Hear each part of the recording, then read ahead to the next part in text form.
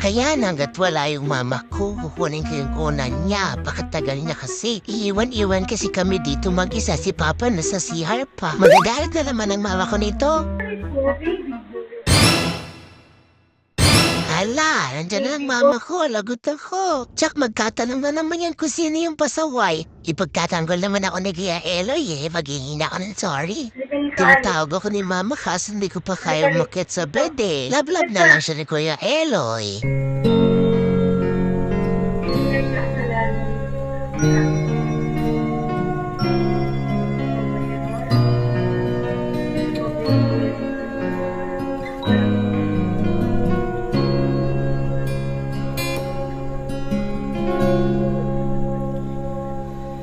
Mama, kaulah bidadari di dalam hidupku.